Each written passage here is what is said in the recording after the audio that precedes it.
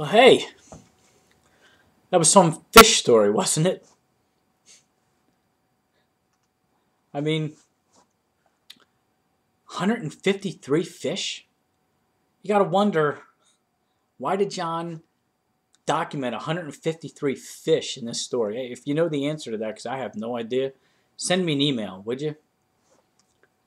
In reading this, I think it was kind of neat that the disciples in this part of the story are back home. They're back in Galilee, back where they all started as fishermen. So it's no surprise that Peter says, "Hey, let's go out fishing." And that's what got me thinking about putting that link to Welcome Back, Kotter. And good luck getting that song out of your head this week. But it was kind of neat because the disciples are back home, and from what I remember of that story, Mr. Kotter, he goes back home to that neighborhood in New York. I think it was like Bensonhurst, and he teaches at the school that he almost got kicked out of. And not only that, he has to teach the worst of the worst. And his principal, and I think that guy's name, Mr. Woodman, he never welcomed Mr. Kotter back. He tried to make Mr. Kotter's life miserable, if you remember the TV show. And when I think of that, it was so different than the way Jesus welcomed these disciples. I mean, he made them breakfast on the beach when they saw him in this story.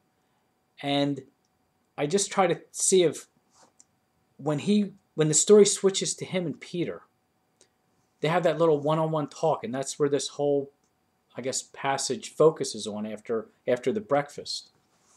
And I think about how different the way Jesus talked to Peter was, well, obviously when compared to Mr. Woodman at whatever high school that was with Mr. Kotter, but I also think about how different the way he interacted with Peter was, at least for me, the way I would act. I don't know about you, but if some guy who said he was my friend and we hung out for 3 years, basically night and day, everywhere we went, we did it together, and as I was getting arrested, he denies knowing me, and just hours later I'm going to be put to death, I really think I'd have a few choice words to say to this guy. And yet Jesus doesn't do that. Jesus doesn't even ask for an apology. Jesus just wants to let him know that it's okay, that everything's going to be all right. And I think the obvious message here is about forgiveness and redemption, and Jesus letting Peter know, and I guess all of us know, that everything's okay between us. Everything's going to be all right, even when we do deny him or things like that. But I think Jesus took this even one step further. At least for me, there's another message here. If you go back and you read it, you'll see that every time Jesus asked Peter, "Do you love me?" Peter answered, "Yes, I love you." Each and every time, Jesus had almost like a command that followed Peter's answer. I mean, Jesus asked him the first time, "Do you love me, Peter?" "Yes, I do." The second time, "Yes, I do." Now, Peter's probably getting a little pissed off like you and I would be. The third time, it's feeling like, "Jesus, Lord, I told you I loved you." Well, each one of those answers that Peter gave, if you look back, Jesus had a command for him. The first one was, "Feed my lambs." And then when Jesus asked him the second time and Peter answered yes, it was, "Shepherd my sheep." And the third time was, "Feed my sheep." And I think there's something really powerful there for us to at least look at. Without getting into a history lesson, the word pastor, like the church pastors, comes from the Latin word shepherd. I think that's pretty neat, that a pastor is supposed to act like a shepherd to the flock. And I'm not at all trying to convince anyone to go out and become a pastor and start a church, but I still think there's something that we can do with our God-given talents, abilities, that maybe we can make a difference. Maybe we can do something positive. And that's I think the message here. This discourse between Peter and Jesus took place because Peter denied knowing him that night. And I got to thinking, have I ever done that? How many times have I denied knowing Jesus?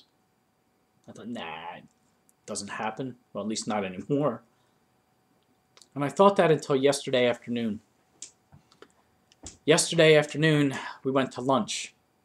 Elisa took me out we had a little run around to do, and I needed to get out of the house and get some fresh air, so Elisa took me out, and I got to walk around Lowe's. It was neat.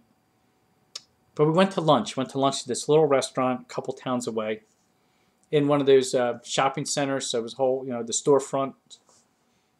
We got in there, and I had a barbecue pork sandwich with melted provolone and the drizzled crispy onions, the real thin ones on top. Oh, delicious. But we're sitting there at our little booth, and of course, cops have to sit facing the door all the way to the back of the restaurant as far as possible. And this restaurant had windows all across the front. And as I'm eating, and as the barbecue sauce is dripping down my wrist, and I'm trying to lick it off, and I'm just devouring this unbelievable sandwich, I'm looking out the window, and there's a trash can right out in front of the restaurant. And I see a guy going through it. This guy was obviously homeless. The clothes he had on were probably all that he owned. Tattered, worn. I'm sure he stunk to high heavens if I would have gone out there. And I remember as I was eating, just taking a moment and putting my head down like this, and I kind of just said a real quick prayer. Maybe it was just me talking to myself, just saying, God, he has nothing. He has no one. Please just show him some comfort and some mercy and be with him and give him strength. And kind of almost like self-talk. And Elisa's across from me, and she sees me with my head down. She said, what are you doing? Is everything okay? I said, oh, yeah, I'm just saying a little something. There's a homeless guy going through the trash can. And this guy, by the way, he's pulling out papers, almost like newspapers, cans, bottles. I even watched him with the same hands as he was going through this trash can, light up a cigarette. I mean, he was the worst of the worst. And Elisa just stopped eating, and she looked at me and she said, well, go buy him a sandwich. And I got to be honest with you. Up until she said that, I had no idea. The thought never entered my mind as I was devouring this sandwich that was just phenomenal, by the way, to go and do anything more than just, say a little prayer. And as I'm holding, I'm thinking, well, what am I going to do with my sandwich? I got grease running all down my hands. There's not enough napkins. It's probably going to get cold, but...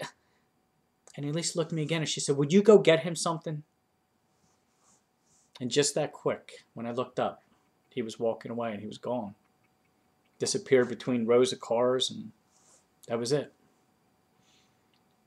And it hit me. I denied. There's a little bit of Jesus in all of us, I think. At least I hope. And I thought about that. And I thought about, wow, here it is. And here I am, supposed to be this person who's talking about God and Jesus and love and doing the right thing. And I was too busy enjoying my own sandwich. Going back to Mr. Cotter, I think he tended to his flock. He did it without becoming a pastor. He went back to that high school that he almost got kicked out of, and he taught the kids that no one else wanted to teach. He didn't give up on them, and he taught them, I think, a lot more than reading, writing, and arithmetic, the 3 R's, as my dad used to say. And he never turned his back on them, at least in all the episodes that I watched as a kid growing up. He answered a special calling. Like I said, it had nothing to do with God or ordination or anything like that. I got thinking, maybe we all have that special calling. Maybe we're all called to help. Maybe we're all called to shepherd, to feed, to tend to the flock. Maybe we all have this special calling, and all we have to do is maybe we just got to take a minute and listen. Or maybe just look around. I don't know what you have planned for this week, but for me, I think I'm going to get in my car and I think I'm going to take a drive out to that shopping center, see if I can't find that guy who's going through the trash, and see if he can't use the extra 20 I got in my pocket. Well, that's all I can think of for this week, everybody. Have a great week. God bless.